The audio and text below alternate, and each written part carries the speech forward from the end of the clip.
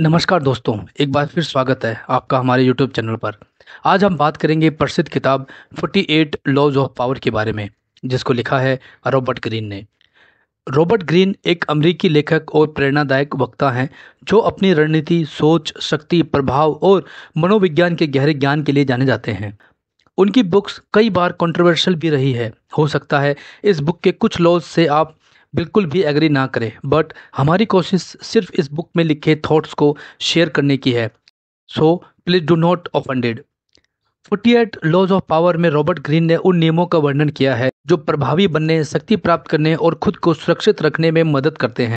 यहाँ law number 41 से 48 नियमों को हिंदी में रणनीतियों के साथ समझाया गया है ताकि आप उन्हें गहराई से समझ सकें और अपने जीवन में लागू कर सकें। कृपया इन नियमों का उपयोग बुद्धिमानी और समझदारी से करें ताकि आप अपने जीवन में स्थायी शक्ति और प्रभाव हासिल कर सकें। इससे पहले के सारे लॉज के लिए मैंने अलग वीडियो बना दी है, उनका लिंक मैं डिस्क्रिप्शन में दे दूंगा। वो बाग 1 से लेकर 40 तक के सारे लॉज आप इन वीडियोज़ में देख सकते हैं। इससे पहले कि हम इस वीडियो में खो जाएं, कृपया चैनल को सब्सक्राइब कर लें। अगर आपको ये वीडियो अच्छी लगे तो लाइक करें और दोस्तों के साथ शेयर करें। आपके एक क्लिक से किसी का जीवन बदल सकता है, क्योंकि books can change our life. तो आइए शुरू करते हैं। Law number 41, avoid stepping into a great man's shoes. किसी महान व्यक्ति की जगह लेने के बजाय अपनी स्वतंत्र पहचान और दृष्टिकोण बनाएं। ग्रीन बताते हैं कि यदि आप किसी महान व्यक्ति के बाद उसकी जगह लेते हैं तो लोग आपकी तुलना उस व्यक्ति से करेंगे, जिससे आप अपना प्रभाव कमज़ोर बना सकते हैं। बेहतर होगा कि आप अपनी नई पहचान और रास्ता बनाएं ताकि आपको लोग उस व्यक्ति से अलग और अनोखा समझें। किसी महान व्यक्ति की नकल करने के बजाय अपने मूल विचार और दृष्टिकोण का प्रदर्शन करें। जब आप किसी महत्वपूर्ण स्थान पर हों तो अपनी खुद की पहचान बनाएं और पिछली परंपराओं से हटकर अपना रास्ता चुनें और कुछ नया प्रस्तुत करें। Law number 42, strike the shepherd and the sheep will scattered. गडरिये को पकड़े, भेड़ें अपनी आप तितर बितर हो जाएंगी।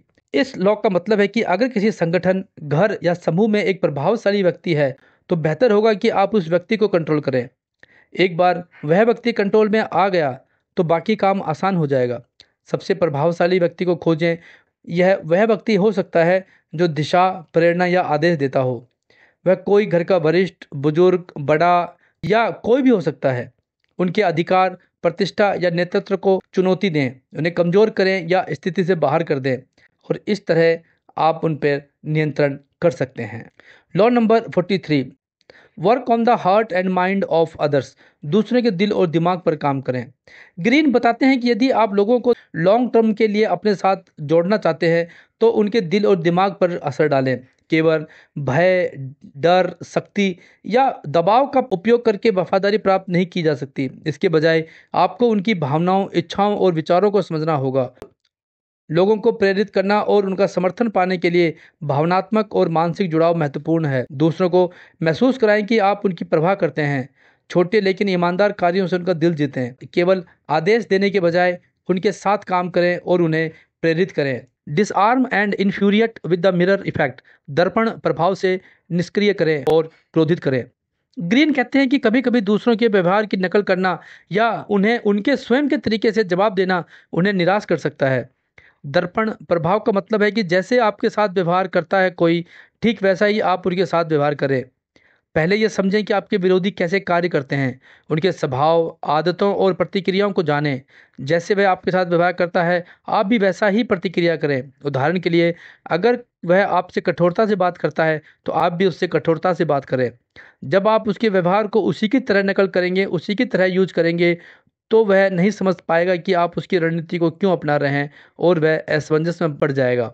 Law number 45, preach the need of change but never reform too much at once. परिवर्तन की आवश्यकता का उपदेश दें, लेकिन एक बार में बहुत अधिक बदलाव न करें। लोग बदलाव का विरोध करते हैं, खासकर अगर वह अचानक और व्यापक हों। अगर आपको कोई परिवर्तन लाना हो तो धीरे धीरे और छोटी छोटी चीज़ों में बदलाव करें ताकि लोग उसे आसानी से स्वीकार कर सकें। यदि आप एक साथ बहुत अधिक बदलाव लागू करते हो तो लोग अनिश्चित और असहज हो सकते हैं। बदलाव एक प्राकृतिक प्रक्रिया है और इसे धीरे धीरे अपनाना चाहिए। पहले लोगों को बताएं कि बदलाव क्यों ज़रूरी है और इसका लॉन्ग टर्म क्या लाभ होगा। परिवर्तन को एक अच्छे अवसर के रूप में प्रस्तुत करें, ना कि एक बाधा या समस्या के रूप में। एक बार में बहुत अधिक सुधार लागू करने की बजाय परिवर्तनों को धीरे धीरे प्रस्तुत करें, ताकि लोगों को समझने और अपनाने का समय मिल सके। अगर लोग बदलाव से डरते हैं तो उन्हें समझाएं और सही दिशा में उन्हें प्रेरित करें, लेकिन दबाव न डालें, उन्हें समय दें। Law number 46, never appear too perfect. कभी भी बहुत अधिक परफेक्ट दिखाई ना दें। यह लॉ बताता है कि यदि आप बहुत परफेक्ट दिखते हैं तो ये दूसरों में ईर्ष्या पैदा कर सकती है। कभी कभी अपनी कमजोरियों को दिखाना लोगों को आपके प्रति अधिक सहानुभूतिपूर्ण बना सकता है और ईर्ष्या से बचा सकता है। अपनी थोड़ी बहुत खामियां या असफलताओं को स्वीकार करें, ताकि लोग आपके प्रति सहज महसूस करें और आपसे जुड़े रहें। Law number 47, do not go past the mark you aimed for. In victory learn when to stop. अपने लक्ष्यों से आगे ना बढ़ें, विजय में रुकना सीखें। यह लॉ बताता है कि आप किसी कार्य में सफल हो जाते हैं तो उस सफलता का आनंद लें और आगे बढ़ने की कोशिश में ज़रूरत से ज़्यादा प्रयास ना करें।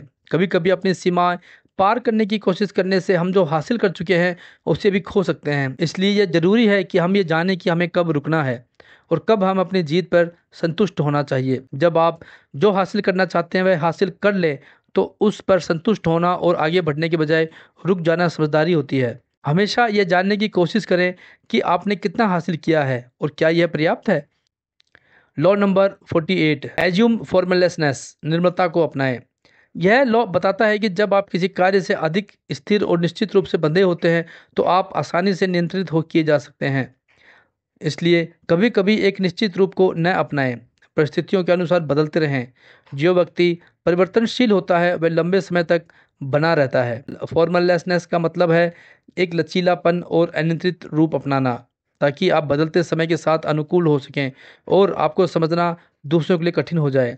किसी एक दिशा में खुद को बांधने के बजाय अलग अलग रास्तों और रणनीतियों को अपनाएं। अपने जीवन में लचीलापन या फ्लेक्सिबिलिटी बनाए रखें, ताकि आप अपनी स्थिति के अनुसार कदम उठा सकें। जितना आप अपने रूप और स्थिति को बदलने में सक्षम होंगे उतना ही आप मजबूत होंगे। परिस्थितियों के अनुसार खुद को बदलने के लिए तैयार रहें। हर चीज़ को एडॉप्ट करने के लिए अपने आप को तैयार रखें। जब आप अपनी योजना में फ्लेक्सिबिलिटी रखते हैं तो आप किसी भी स्थिति में बेहतर विकल्प चुन सकते हैं। यदि आप परंपरागत तरीकों पर अड़े रहते हैं तो आप पिछड़ सकते हैं। तो दोस्तों ये थे 48 लॉज ऑफ पावर के महत्वपूर्ण लॉज 41 टू 48। यह नियम आपको जीवन में समझदारी से शक्ति अर्जित करने में मदद करेंगे। यदि आप इन नियमों को सही समय और सही तरीके से लागू करेंगे तो सफलता आपके कदम जरूर चूमेगी। अगर आपको ये वीडियो पसंद आया हो तो इसे लाइक करें, शेयर करें और हमारे चैनल को सब्सक्राइब करना ना भूलें, ताकि आगे भी आपको ऐसी महत्वपूर्ण वीडियो मिलती रहे। तो मिलते हैं अगले वीडियो में एक नई बुक की समरी के साथ। तब तक पढ़ते रहें और बढ़ते रहें। Thank you. Good bye.